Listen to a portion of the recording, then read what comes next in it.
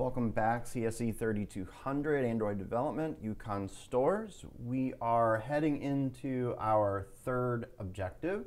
This is the third video in the series in Chapter 7 so far, but the first in our third objective.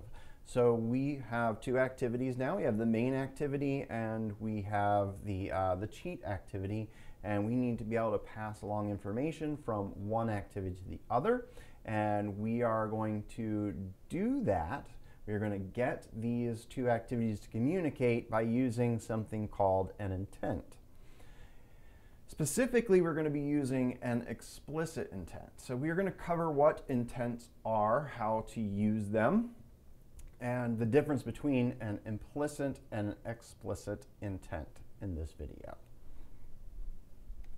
So what is an intent? So one of the simplest ways that we can get one activity to start another is to call the function start activity passing along an intent.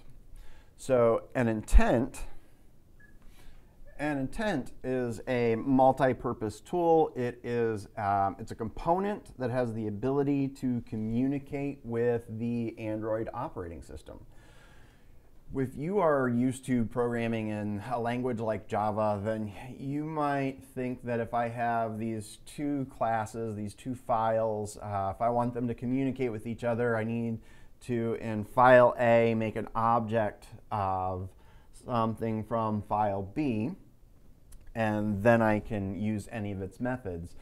That is not going to work here. You cannot call a constructor of an activity directly. That is going to be the job of the activity manager, which is part of the Android operating system. So in order to get access to that activity manager, that's where we're using the start activity, passing along an intent function. That's what this is for. So this function here says, hey, activity manager, I need you to do something. All right, so it is a communication tool with the Android operating system. And well, how does the Android operating system know what it is supposed to do? And remember that our objective here, and intents can do many things, they're versatile tools, but our objective is to get the main activity to get the cheat activity to start. So we are going to pass along that information in the intent. So the intent is going to tell the activity manager which activity is going to get started. All right, so what we're going to do is take a look right here. We're going to put this line of code in our for our cheat button, our set on-click listener in the main activity. We are going to pass along an intent. We're going to call it lowercase intent, but we are going to use the intent constructor, and it's going to have two different values, two different parameters. The first one that you see there, I've got it numbered number 2, but the first parameter is going to be where you were going to find this value in the manifest, and I'll show you in just a second where the manifest is. I've showed it once in class, but I'll show it here in the video. And the second parameter is what type of thing you're going to start. So the way I numbered them was, it just made more sense to me that the intent knows, well, what am I going to start and how am I going to know where that's at? Okay, they just happen to be in a different order than what I logically thought of them as. So we are going to put those lines of code in our main activity. Let's do that now. All right, so here we are in the main, and I left a note for myself that this is where we are going to call our start cheat activity. All right, val intent is equal to uppercase intent, passing in this, and I'm going to get an import for this before I go on to see if I can get some help with autofill. Let's see. Looks like I got it. Yep, right there at the top.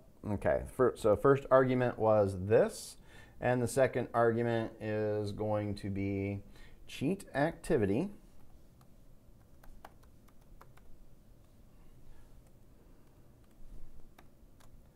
double colon class dot Java. And then here's the line of code we talked about, start activity, passing in that intent, which of course we could do in one line of code, but it feels better to have it in 2 lines of code, a little bit more readable, a little bit more understandable. All right, so that's how we are going to tell the main activity that I want to start the cheat activity. And before I go with this video, I wanted to take a moment to talk about explicit versus implicit intents. Both are important concepts. We are going to get to implicit intents later. I forget what chapter. I'm just going to take a stab at it and say like 16. It's out there a little bit. I think it's in our second application that we're going to do.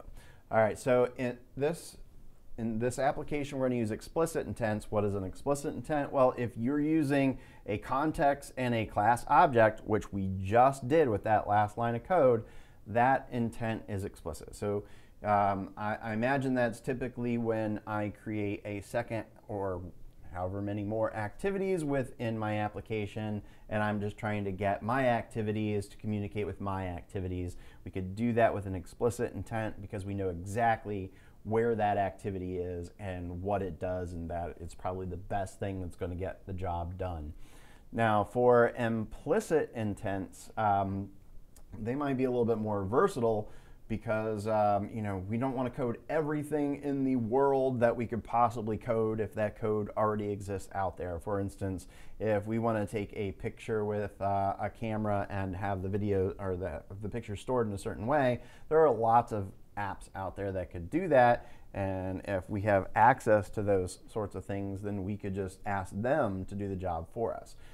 So here's an example that I find pretty common when I search, when I Google stuff, and if it's something that might be a Reddit post and I click on it, then I get this little pop-up that says, do you want to continue by using Chrome, or do you want to go with Reddit? And then I guess there's also that, do you want to always do this or do this one time? But that's an example of an implicit intent because basically I'm throwing out there to the web, to the universe, no, really, the World Wide Web. I'm throwing out there to the web that I have this job, and it reports back, well, here's a couple of things that can do the job. What do you want to use? So there you go. That is an implicit intent. All right, so I'm going to wrap up video number 3 right there. And in the next video, I believe that we're going to be talking about, let's see.